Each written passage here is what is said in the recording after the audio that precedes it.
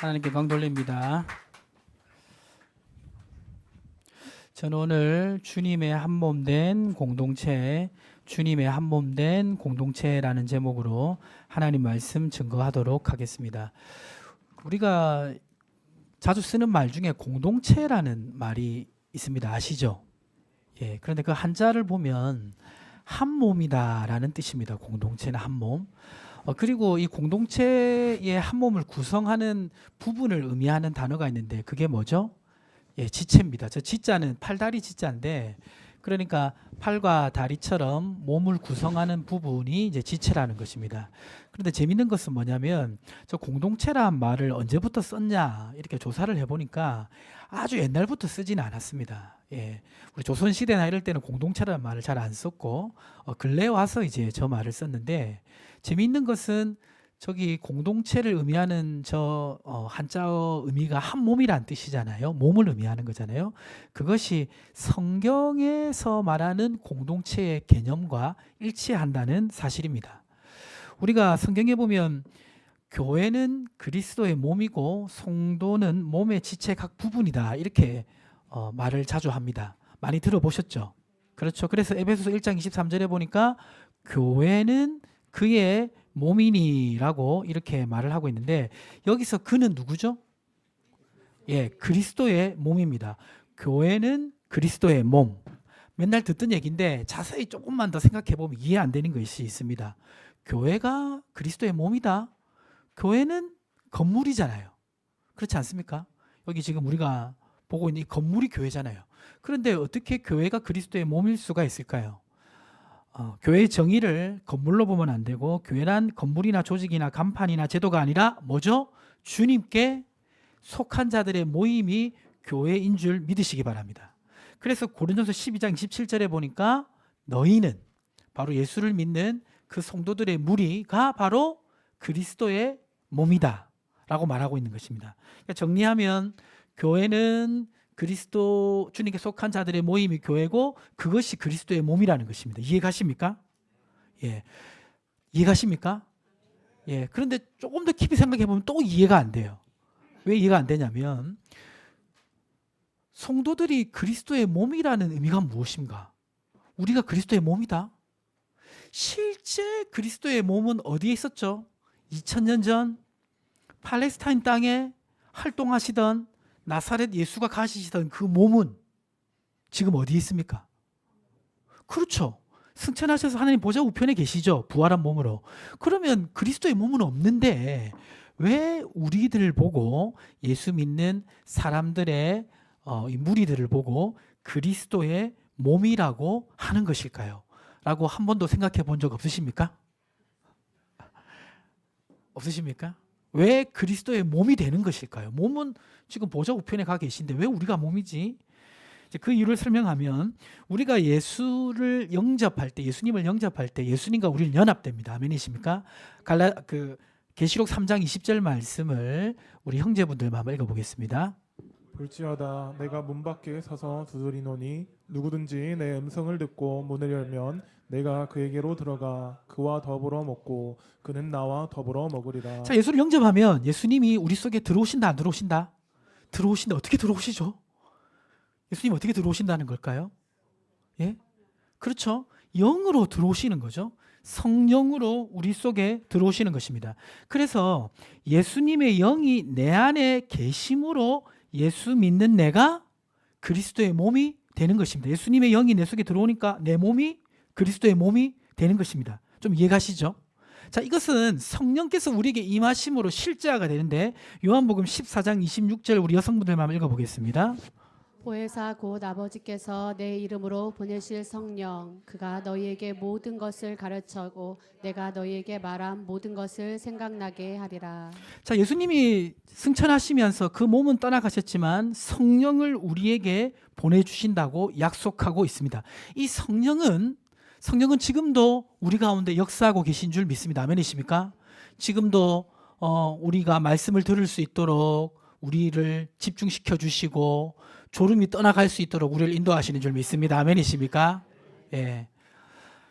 누가복음 4장 18절에 보면 예수님이 이 땅에서 사역하실 때 성령께서 함께 하셨다고 말하고 있습니다. 주의 성령이 내게 임하셨으니 이는 가난한 자에게 복음을 전하게 하시려고 내게 기름을 부으시고 나를 보내사 포로된 자에게 자유를, 눈먼 자에게 다시 보게 함을 전파하며 눌린 자를 자유롭게 하고. 예수님 이 땅에서 놀라운 사역을 하셨는데 그 사역을 하실 수 있도록 누가 임하셨습니까? 주의 성령이 임하셨습니다. 예수님이요, 우리가 영화에서 보면 굉장히 잘생기게 나오시잖아요. 못생긴 예수님 본 적 있으십니까? 한 번도 없죠. 근데 실제는 어떠냐면 이사야서 53장 2절에 보면요, 53장 2절 보시면 우리 여성분들 한번 읽어보겠습니다. 그는 주 앞에서 자라나기를 연한 순 같고 마른 땅에서 나온 뿌리 같아서 고운 모양도 없고 풍채도 없은즉 우리가 보기에 흠모할 만한 아름다운 것이 없도다. 예수님의 몸은 일단 우리랑 똑같은 몸이에요. 우리처럼 배고프고 피곤하고 그리고 때로는 이렇게 약해지기도 하고 우리랑 똑같은 몸이에요. 예수님의 외모는 어땠냐? 여기 보니까 고운 모양도 없고, 그건 일단 예수님이 잘생기지 않으셨다. 예, 여기 위로받으시기를 축복합니다. 일단 외모는 그냥 뭐 이렇게 잘생긴 얼굴은 아니시고, 그리고 풍채도 보통 이제 얼굴은 좀 그래도 이렇게 몸이 딱 좋으면 뭔가 이렇게 있어 보이는데 풍채도 그렇게 좋지 아니하셨다. 그냥 연약한 몸인 거예요. 예. 그렇지만 놀라운 역사를 이룰 수 있었던 이유는 뭐냐면 예수님이 가시는 곳마다 병든 자가 치료되고 죽은 자가 살아나고 하나님의 말씀이 권세 있게 선포되고 놀라운 능력이 나타났던 것은 그 이유가 뭐냐면 요한복음 3장 34절에 보니까 하나님이 보내신 이는 하나님의 말씀을 하나니 이는 하나님이 성령을 어떻게 주심이라? 한량없이 주심이라. 저 이 말씀 참 좋아하는데요. 끝없이 넘치도록 가득가득 부족하지 않도록 성령을 부어주시니까 그 성령의 능력으로 하나님의 아들이 일하신 것입니다. 예수님이 바다 위를 어떻게 걸으셨을까요? 예수님이 죽은 자를 어떻게 살리셨을까요? 예수님이 병든 자를 어떻게 치료하셨을까요? 하나님의 아들이니까. 정답일까요? 정답이 아닐까요? 답은 세모입니다. 하나님의 아들이기 때문에 그것을 한 게 아니에요. 물론 한편에서는 하나님의 아들이기 때문도 합니다. 그러나 예수님은 이 땅에 연약한 인간의 몸으로 오셨어요. 그래서 하나님의 아들이지만 하나님의 아들을 가지고 있는 그 권세를 마음껏 사용하신 것이 아니라 연약한 인간의 입장에서 사역하셨습니다. 어떻게 그게 가능할까? 사도행전 10장 38절에 보니까 하나님이 나사렛 예수에게 무엇과 무엇을 부으셨죠? 성령과 능력을 기름 붓듯 하셨음에 그가 두루다니시며 선한 일을 행하시고 마귀에게 눌린 모든 사람을 고치셨으니 이는 하나님이 함께 하셨기 때문에, 성령으로 함께 하셨기 때문입니다. 근데 놀라운 사실은 뭡니까? 예수를 우리가 믿을 때 그의 영이 우리에게 임하심으로 우리에게도 그런 성령의 은혜가 부어지는 줄 믿으시기 바랍니다. 예수님이 이 땅에서 자신의 사명을 다 감당하시고 승천하시자 예수님을 이어서 누가 그 사역들을 감당했습니까? 제자들이 감당했죠. 근데 제자들을 보면요, 우리랑 비슷해요. 베드로, 야고보, 요한. 성격이 다듬어지지 않았고 성격이 좀 더럽고 그렇지 않습니까? 때로 쉽게 낙심하고 그리고 서로 막 싸우고 우리랑 비슷하잖아요. 그렇죠? 겁 많고. 그런데 사도행전 1장 8절에 예수님 말씀처럼 성령이 그들에게 임하시니까 예수님이 하시던 사역을 그대로 제자들이 하게 되는 것을 보게 됩니다. 성령이 임하자 어떻게 됐습니까? 성령이 임하자, 예수 믿는 사람에게 성령이 임하자 놀라운 역사가 일어나는데 먼저는 교회 공동체 밖으로는 하나님의 나라가 선포되었습니다. 사도행전 2장 42절과 43절 말씀을 보면요, 43절 말씀을 우리 웅범형제가 한번 읽어주실까요? 그들이 사도의 가르침을 받아 서로 교제하고 떡을 떼며 오로지 기도하기를 힘쓰니라. 사람마다 두려워하는데 사도들로 말미암아 기사와 표적이 많이 나타나니. 예, 사도들로 말미암아 기사와 표적이 많이 나타났습니다. 병든 자가 치료되고 놀라운 역사가 일어났습니다. 예수님이 이 땅에서 육신의 몸을 입고 하시던 그 사역이 예수님은 없는데 이제는 사도들을 통해서 그 역사가 교회 밖에서 일어난 것입니다. 그리고 교회 공동체 안에는 하나님의 나라가 임하는 역사가 일어났는데 사도행전 2장 44절 45절에 보니까 믿는 사람이 다 함께 있어 모든 물건을 서로 통용하고 또 재산과 소유를 팔아 각 사람의 필요를 따라 나눠주고 날마다 마음을 같이하여 성전에 모이기를 힘쓰고 집에서 떡을 떼며 기쁨과 순전한 마음으로 음식을 먹고 하나님의 나라가 서로 사랑하고 섬기고 하나님의 마음으로 서로 바라보는 그런 공동체가 임한 것입니다. 자, 그러니까 정리해 보면, 자, 넘겨주세요. 예수님의 몸은 떠났죠. 그렇지만 성도의 몸 속에 임하신 성령을 통해 성도들이 모인 교회는 누구의 사역을 계속 감당합니까? 예수님이 하셨던 사역을 계속 감당하게 되었습니다. 교회가 누구의 몸처럼? 예수님의 몸처럼 이 땅에서 활동하고 있는 거예요. 이해가십니까? 그래서 성도들이 여러분이 예수님의 몸인 것입니다. 이제 이해가시죠? 그래서 우리 보고 그리스도의 몸이라고 하는 것입니다. 자, 그러면 우리가 기억해야 될 것, 그럼 우리가 그리스도의 몸된 교회로서 우리가 기억해야 될 것은 무엇입니까? 우리가 그리스도의 몸이고 교회인데 우리가 그리스도의 몸과 교회로서 기억해야 될 것 두 가지를 말씀드리고 싶은데요. 첫째 같이 한번 읽어보겠습니다. 시작. 우리는 하나님 나라 가족입니다. 자, 우리 양옆에 계신 분에게 이렇게 말하겠습니다. 당신은 하나님 나라 가족입니다. 크게 외치겠습니다. 자, 옆에 주변 한번 보세요. 예, 쭉 한번 둘러보세요. 자, 우리는 한 가족입니다. 하나님 나라의 한 가족인데 혹시 이름 모르시는 분 있으세요? 다 알고 계십니까? 예수를 믿음으로 말미암아 우리는 출신 성분도 다르고 성격도 다르고 모양도 다른데 한 가족이 되었습니다. 고린도서 12장 13절에 보니까 우리가 유대인이나 헬라인이나 종이나 자유인이나 다 한 성령으로 세례를 받아 한 몸이 되었고 또 한 성령을 마시게 하셨느니라. 그냥 보면 뭐 유대인이나 헬라인이나 그리고 종이나 자유자나 다 예수 믿고 한 가족 됐겠지 생각하겠지만 유대인과 헬라인은 섞일 수 없는 그런 관계예요. 여러분 속으로 혹시 어떤 한 나라를 미워하는 나라 있습니까? 있습니까? 없습니까? 있습니까? 유대인은 헬라인들을 아주 싫어했습니다. 헬라인은 한때 유대인들을 지배했고요. 잔혹하게 유대인들을 죽였어요. 수십만 명이 죽었습니다. 그리고 헬라인은 이 율법으로는 도저히 접근할 수 없는 그런 문화를 가진 사람들이에요. 그래서 초대교회 예루살렘 교회에서 헬라인이 한 명도 없었어요. 전도를 안 해서. 섞일 수 없는 민족입니다. 종과 자유자다. 우리는 지금 뭐 사실 종이 없지만 조선시대만 해도 노비와 주인이 있었잖아요. 머슴과 주인이 있었잖아요. 처음 한국에 기독교가 들어왔을 때 머슴과 주인이 같이 교회 가기가 쉬웠을까요? 쉽지 않았을까요? 쉽지 않죠. 바로 집에 가면 내 종인데 교회 가서는 형제님이 해야 되잖아요. 그게 가능했겠습니까? 그러니까 이게 사실은 사회적 질서로 보면 불가능한 일이에요. 그렇지만 예수를 믿어서 예수 그리스도의 피로 말미암아 하나님과 우리 사이에 정말 사라지지 않는 그 죄의 벽을 그리스도께서 헐어주셨지 않습니까? 아멘이십니까? 하나님과 우리 사이에 넘어갈 수 없는 그 벽을 그리스도의 보혈로 하나님이 깨트려 주신 것처럼 사람과 사람 사이에 막혀있는 이 장벽도 그리스도의 보혈로 깨트려 주셨습니다.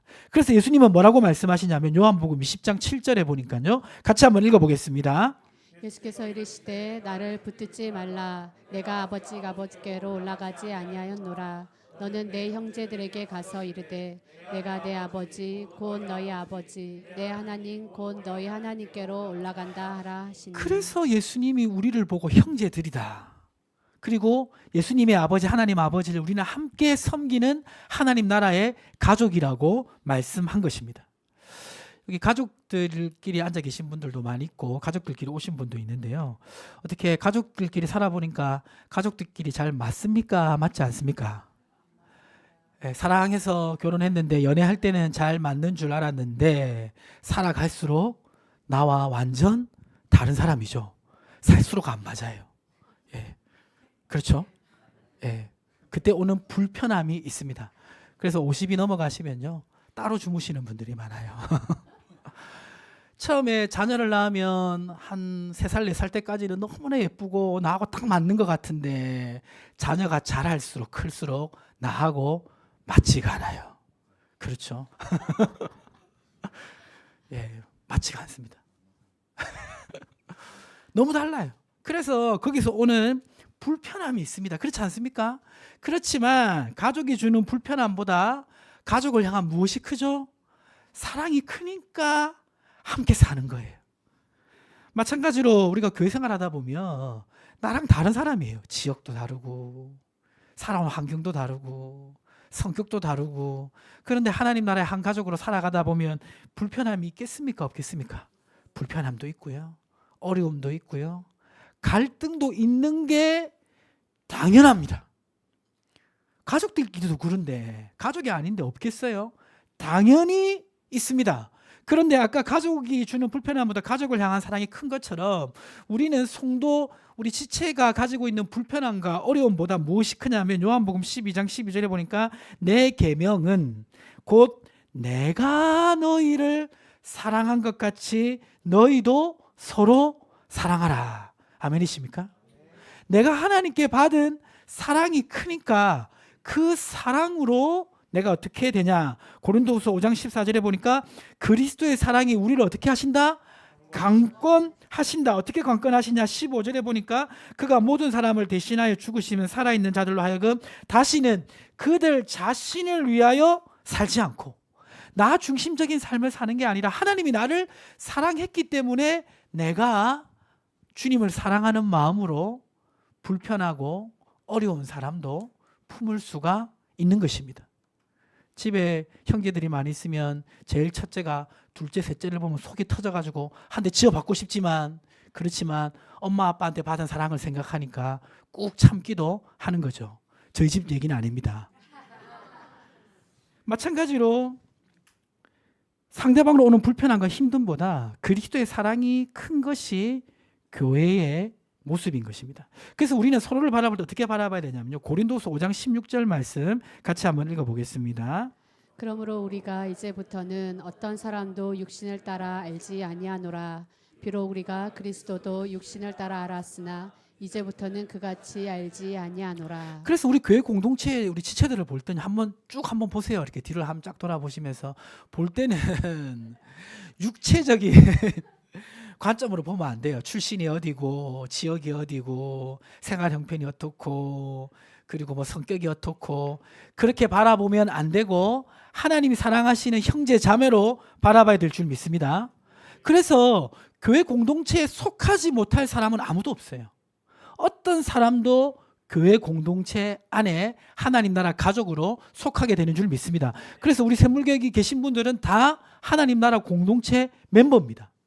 자, 그래서 멤버이기 때문에 우리가 집에서 사실은 집에서 예배를 드리나 여기서 예배를 드리나 설교 말씀 똑같잖아요. 그렇죠? 근데 왜 같이 예배를 드립니까?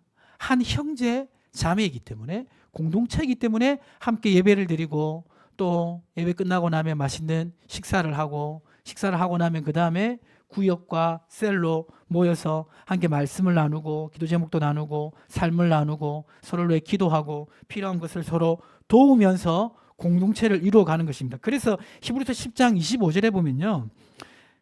우리 청년들만 한번 읽어보겠습니다.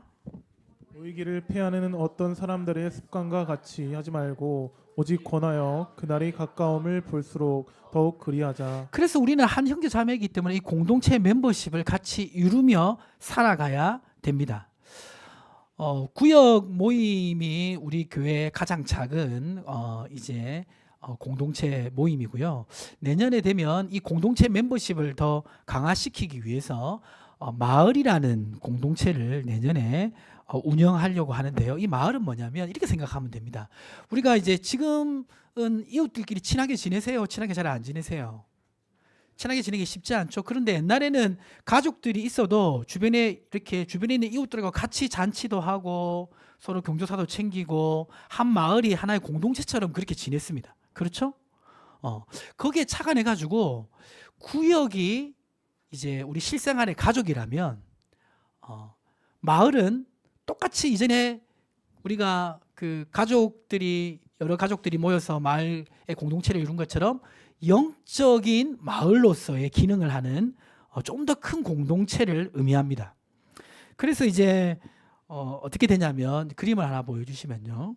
지금 저희 교회 그 장년부가 있는데 장년부가 구역만 있는데 내년에는 이 장년부를 반으로 쫙 잘라가지고 한쪽은 샘물마을, 한쪽은 은혜마을, 그리고 청년부는 청년부 독립적으로 그동안 움직였으니까 청년마을로 이렇게 나누려고 합니다.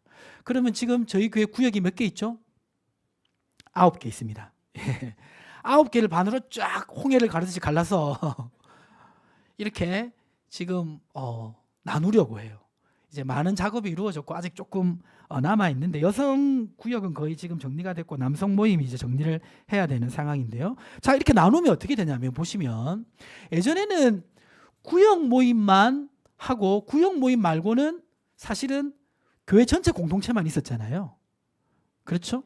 그러다 보니까 뭐 교사 활동을 하거나 뭐 성가대를 하면 좀 알지만 나머지는 이렇게 깊이 친밀함을 느끼지를 못하는 경우도 많았습니다.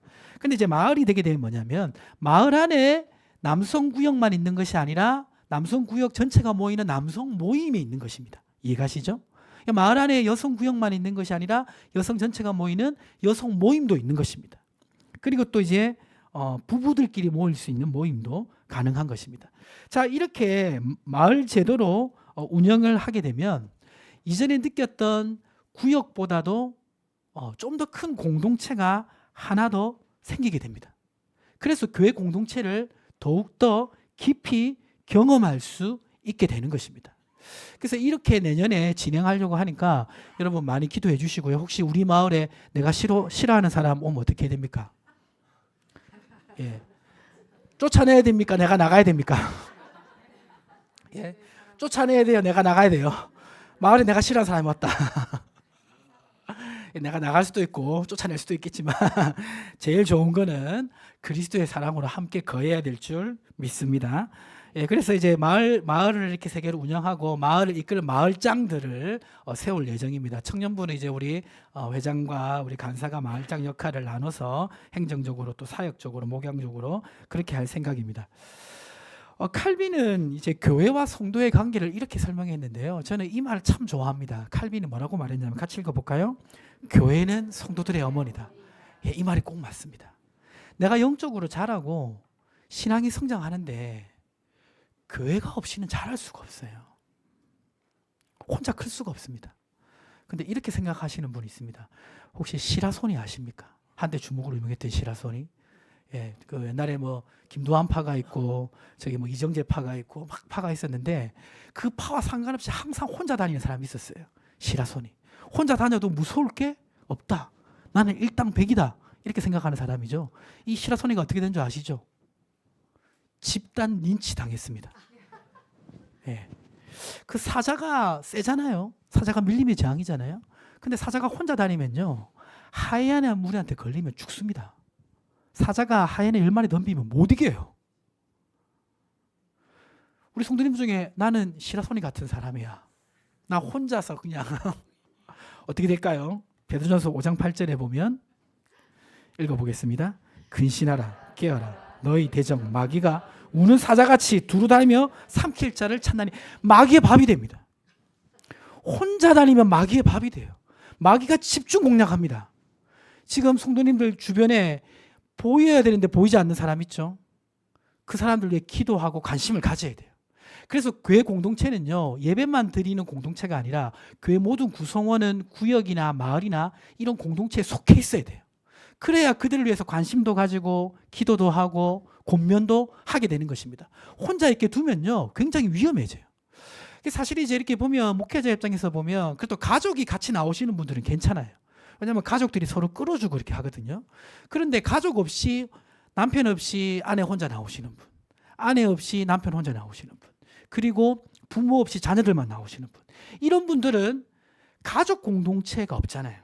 가족 공동체가 영적으로 기능하지 못하잖아요. 교회 공동체밖에 없어요. 그래서 그러한 사람들은 더욱더 관심을 가지고 끌어줘야 됩니다.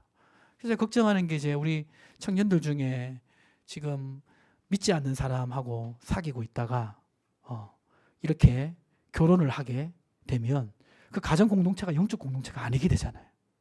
그러면 신앙생활 굉장히 힘들어져요. 그래서 제가 이렇게 말씀드리고 싶습니다. 믿지 않는 분과 교제하시는 분 헤어지세요. 헤어지세요. 바로 안 해줘도 됩니다. 바로 안 해줘도 되고요. 일단은 권면도 하고 우리 교회 그 말씀 사역생 가보자 몇 번 하고 그리고 가끔 경고도 줘야 돼요. 나 이렇게 되면 너랑 같이 가기 힘들 것 같아. 경고도 하고 그래도 안 되면 끊어요. 절대 안 죽습니다. 회복됩니다. 또 다른 사람을 만나게 되어 있습니다. 100번 양보해서 그래도 본인은 믿음은 잃어버렸지만 부모님이 믿는다. 그러면 약간의 가능성은 둘 수 있는데 그게 아니면 여러분의 영적인 유익을 위해서 결단하시기를 여러분의 부모님을 대신해서 제가 말씀드립니다. 특별히 부모님들이 교회 안 다니시는 분들은 영적 공동체를 이루지 않으면 신앙생활하기 굉장히 어려워집니다. 자, 그래서 이렇게 교회는 하나님 나라의 한 가족입니다. 이것을 우리가 기억하고 살아가야 됩니다. 이것이 주님의 몸된 공동체로서 우리가 기억해야 될 첫 번째고요. 두 번째 우리가 주님의 몸된 공동체로 기억해야 될 건 무엇입니까? 서로 지체로서 섬겨야 합니다. 자, 우리 양옆에 계신 분 보고 한번 그렇게 외치겠습니다. 서로 지체로서 섬겨야 합니다. 얘기하겠습니다.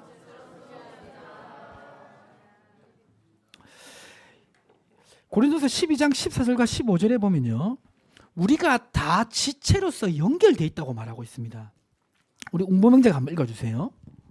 몸은 한 지체뿐 아니요 여럿이니 만일 발이 이르되 나는 손이 아니니 몸에 붙지 아니하였다 할지라도 이로써 몸에 붙지 아니한 것이 아니요. 자, 그러니까 우리 지체들이 몸에 다 붙어 있잖아요. 그러니까 교회에 온 성도들은 본인은 아니라고 생각해도 교회랑 다 연결돼 있어요. 지체로서. 왜냐하면 한 하나님 아버지를 모시고 한 예수를 믿고 한 성령을 받았기 때문에 하나님 나라의 공동체로 다 들어가 있습니다. 그래서 우리가 가져야 될 중요한 깨달음이 하나 있는데 그게 뭐냐면 고린도서 12장 20절과 21절에 보면 이렇게 말하고 있죠. 이제 지체는 많으나 몸은 하나라. 눈이 손도로 내가 너를 쓸데없다 하거나 또한 머리가 발더러 내가 너를 쓸데없다 하지 못하리라. 그러니까 지체로 붙여주신 그 사람은 다 붙여주신 무엇이 있다는 것입니까? 이유가 있다는 것입니다. 그러니까 지금 교회에 온 성도들은 그냥 여기 온 사람이 한 명도 없어요. 다 하나님이 사랑하셔서 하나님의 계획 가운데 이 자리에 왔습니다. 그래서 우리는 한 몸 된 공동체로 하나님이 불러주신 것입니다. 우리가 이제 공동체 멤버들을 보면 때로는 아휴 저 사람 참 힘들다. 그냥 없는 게 나은데 이렇게 인간적으로 생각하실지도 모르겠어요. 나를 힘들게 할 수도 있고 또 불편하게 하는 어떤 점을 가진 사람들이 항상 있기 마련입니다. 그런데 고린도 12장 22절에 보니까 그뿐 아니라 더 약하게 보이는 몸의 지체가 도리어 어떠라고 말하고 있습니까? 욕이라고 우리가 보기에는 좀 그런데 아닌 경우가 굉장히 많아요. 제가 예전에 청년부 그 회장과 간사로 섬길 때 저희 청년부에 범주라는 아이가 있었는데요. 이 아이가 생긴 거는 톰 행크스처럼 생겼어요. 근데 어릴 때 이제 아파가지고 말도 잘 못하고 장애가 약간 있어요. 그러다 보니까 이제 행동이 항상 주변 사람들을 불편하게 하죠. 그런데 교회는 너무 열심히 다녀요. 그러니까 모든 행사에 빠지지 않아요. 그러면 항상 그 친구 챙긴다고 여러 사람들이 수고를 하는데 좀 약삭 빠른 사람들은 다 빠져나가고 좀 착한 친구가 혼자서 챙기기도 하고 그런 친구예요.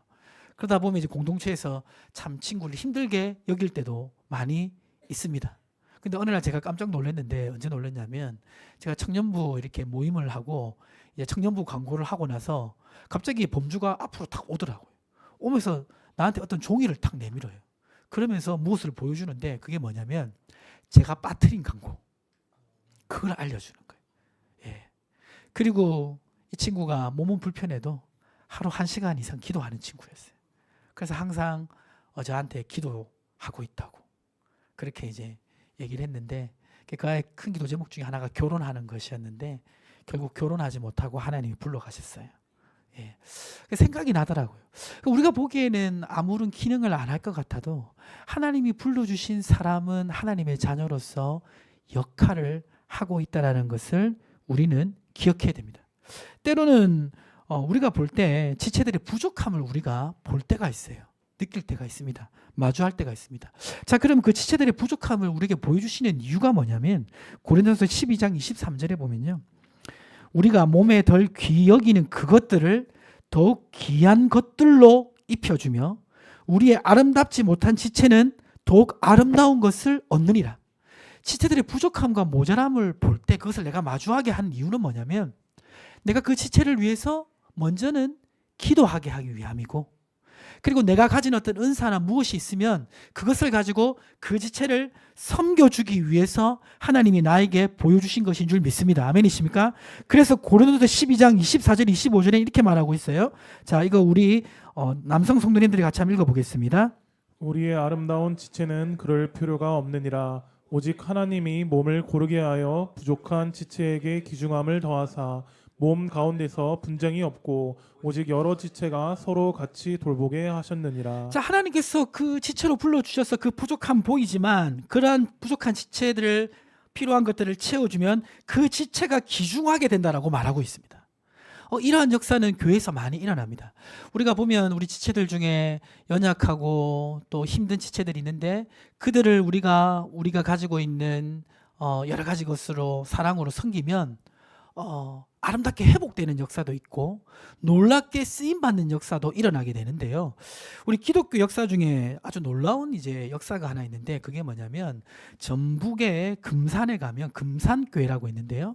이 금산교회는 이제 누가 세웠냐면 이제 이름이 좀 특이해요. 데이트 선교사님이란 분이 있는데 이분이 이제 전북 금산에서 이 조독삼이라는 사람을 만나서 세운 교회가 금산교회입니다. 근데 이 조독삼은 그 전북 금산의 유명한 지주예요. 그리고 많은 말을 이제 가지고 장사를 하는 아주 유력한 사람입니다. 근데 이 조독삼에게는 젊은 이제 마부가 한 명 있었는데 그 마부 이름이 이자익이라는 사람이에요. 이자익은 이제 먹을 것이 없고 힘든 시대에 이제 이 조독삼의 종으로 들어가서 마부로서 생활하던 사람입니다.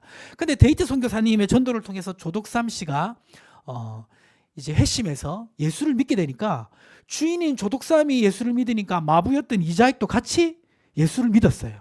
그렇죠? 아까 말한 종과 주인이 같이 교회 가게 됩니다. 여기까지는 괜찮은데 어떤 일이 벌어지냐면 둘이 같이 집사님이 돼요. 거기까지는 괜찮아요. 근데 집사님 되고 나서 나중에 장로 선거에 2명이 후보로 올라갑니다. 그런데 조독삼 집사가 장로가 된 게 아니라 투표했는데 이자익 집사가 장로가 됐어요. 나이 어린 그리고 종이었던. 난리가 났겠습니까? 안 났겠습니까? 난리가 났죠. 그래가지고 막 웅성웅성하고 막 난리가 났는데 이 조독삼 집사가 앞에 딱 나와서 뭐라고 말했냐면 이자익은 나보다 훌륭한 사람이다. 이 사람이 장로가 되는 거 마땅하다. 그렇게 해서 장로를 세웠고 나중에 이 이자익 장로가 목사님이 됩니다. 목사님이 돼서 이 조독삼 장로가 금산교회 초빙해서 목사로 섬겨요. 그리고 그 금산교회가 농촌교회였는데 이 이자익 목사님이라면 너무 훌륭한 분이에요. 한국 교회사에 하나의 이 획을 끊는 역할을 하신 분입니다. 이자익 목사님이 농촌교회를 섬겼는데 당시 총회장을 3번이나 하셨어요.